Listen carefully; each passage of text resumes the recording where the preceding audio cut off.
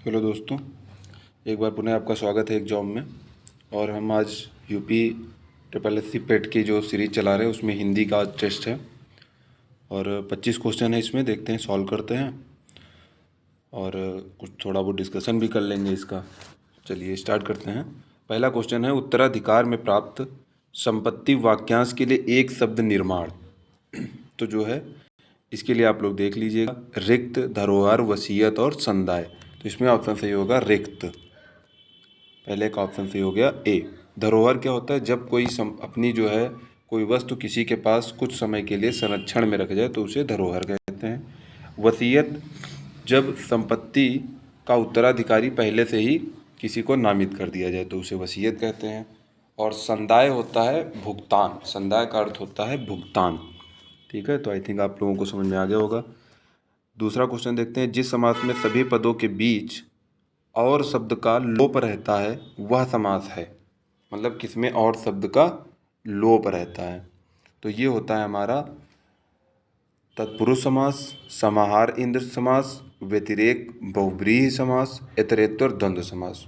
तो राम और श्याम, पाप और पुण्य, तो ये किसमें होता है? द्वंद्व समास में। तो ये होगा डी ऑप्शन, डी सही हो गया इसका। तीसरा क्वेश्चन देखते हैं, उन्होंने कहाँ जाना है वाक्य में किस प्रकार की अशुद्धि है? तो उन्होंने यहाँ पे इसी में अशुद्धि है, तो उन्होंने एक जगह होगा उन्हें कहाँ जाना है, तो सही हो जाएगा। एक मिनट भाई, तो तीसरे का सही हो जाएगा हमारा ए ऑप्शन। चौथा देखते हैं, पथ भ्रष्ट समास चिन्हित कीजिए। तो पथ से भ्रष्ट, पथ जो है यहाँ पे हमारा उपसर्ग लग गया है, इसलिए इसमें कौन सा समास हो जाएगा? अव्ययीभाव समास हो जाएगा। इसमें प्रथम पद प्रधान होता है। चलिए पांचवा देखते हैं, महोर्म का संधि विच्छेद का क्या होगा? महत धन ऊर्मि, महाधन ऊर्मि, महाधन ऊर्मि, महत धन मर्मि। तो ऑप्शन डी काट दीजिए, ऑप्शन ए काट दीजिए। अब आपका ऑप्शन सही हो जाएगा सी, क्योंकि महाधन ऊर्मि इसमें जो है गुण संधि है। आगे बढ़ते हैं, कौन सा शब्द जंगल शब्द का पर्यायवाची नहीं है? अटवी जंगल का पर्यायवाची है, कांता नहीं है। कांता जो है स्त्री का पर्यायवाची है, तो ये बी ऑप्शन सही हो जाएगा। कांतार भी है और कानन भी है। 7 नंबर क्वेश्चन देखते हैं, निम्नलिखित में से कंगन का तत्सम रूप क्या होगा? तो कंगन का तत्सम रूप क्या होगा? कंकड़। कंघी का कंकती हो जाता है और कंठफल का कंटक फल हो जाता है। ठीक, आगे देखते हैं 8वां क्वेश्चन, थोक का पर्यायवाची शब्द है, मतलब क्या है? परचून तो है नहीं थोक का पर्यायवाची, क्योंकि ये फुटकर हो जाता है। थाक, थाक होता है इसका पर्यायवाची, तो बी ऑप्शन सही हो जाएगा। थोया नहीं होता है और पर्यायिक भी परचून का होता है।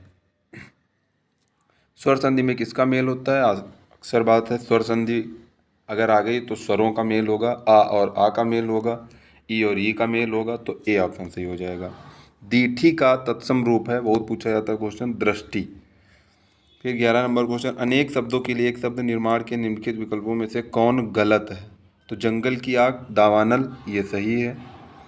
आगे की सोचने वाला, अग्र सोची होता है या दूरदर्शी होता है, ठीक, अग्रगामी नहीं होता है। आगे जाने वाला अग्रगामी होता है। समुद्र की आग को बड़वानल कहते हैं, एकदम सही है।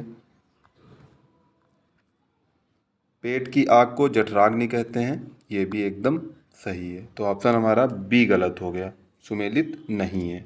ठीक, गद्यांश आगे दिया है 12 13 दो क्वेश्चन इसमें है, पढ़ लेते हैं। लोभ चाहे जिस वस्तु का हो, जब वह बहुत बढ़ जाता है तब वस्तु की प्राप्ति, सानिध्य या उपभोग से जी नहीं भरता है। मनुष्य चाहता, एक मिनट थोड़ा जूम कर लेते हैं।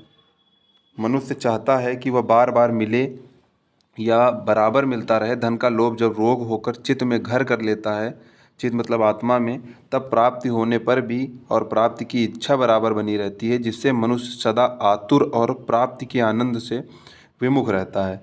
जितना नहीं है उतने के पीछे, जितना है उतने से प्रसन्न होने का उसे कभी अवसर ही नहीं मिलता है।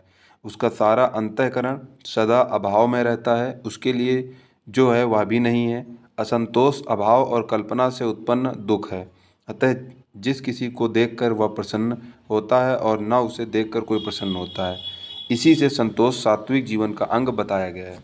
बहुत अच्छा पैराग्राफ है, आप लोग इसको अपने डेली लाइफ में जो है यूज कर सकते हैं और उसको जो है अपनी जीवन में उतार सकते हैं। इससे जो है आप लोग बहुत कुछ सीखने मिलेगा। चलिए आगे बढ़ते हैं, क्वेश्चन सॉल्व करते हैं 12वां।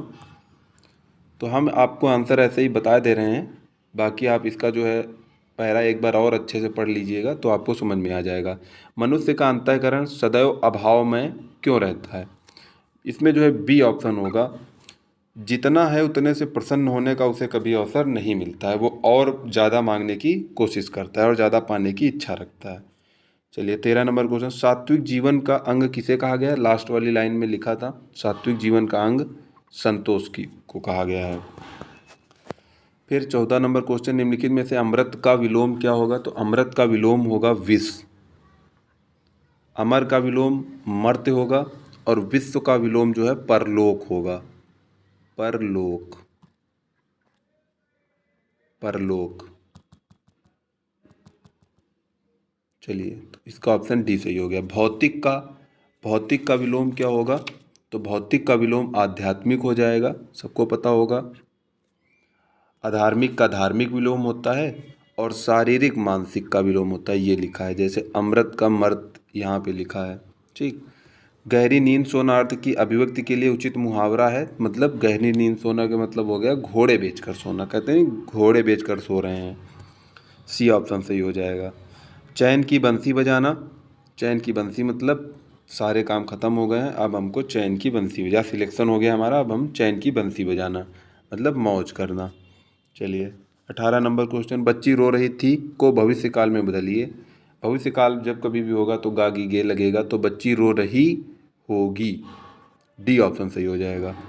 शुद्ध वाक्य का चयन कीजिए। उसका शिमला जाना है, ये गलत है, उसको होना चाहिए यहाँ पे। उसने शिमला जाना है, ये भी गलत है। उससे शिमला जाना है, ये भी गलत है। तो क्या सही होगा? उसे शिमला जाना है। डी ऑप्शन सही हो जाएगा। 20 नंबर क्वेश्चन देखते हैं, उसे मृत्युदंड की सजा मिली, प्रस्तुत वाक्य की अशुद्धि स्पष्ट करिए। देखते ही लग रहा है गलत है। संस्कृत के शब्दों का प्रयोग हुआ है, विदेशी शब्द सजा का प्रयोग हुआ है, दंड और सजा समानार्थी शब्दों का प्रयोग हुआ। सही है।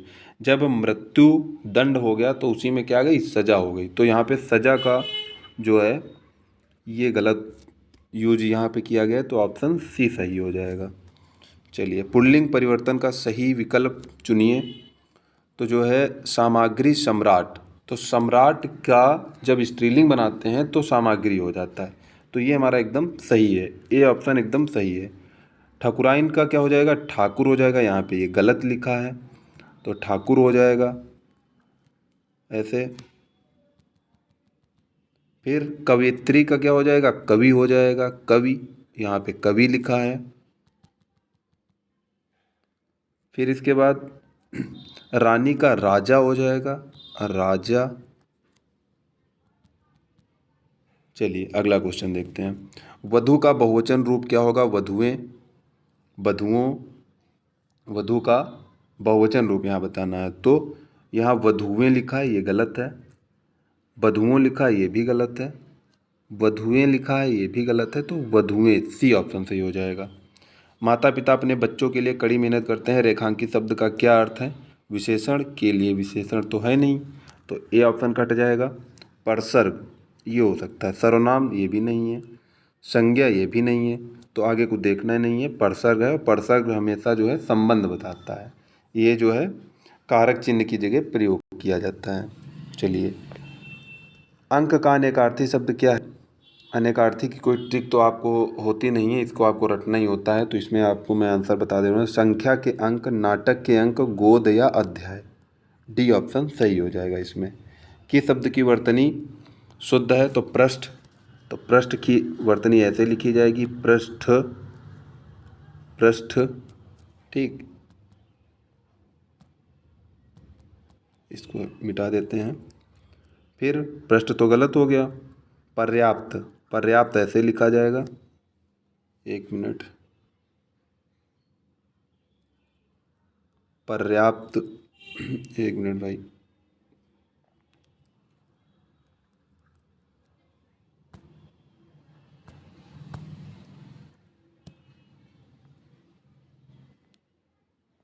पर्याप्त देख लीजिए, ऐसे लिखा जाएगा।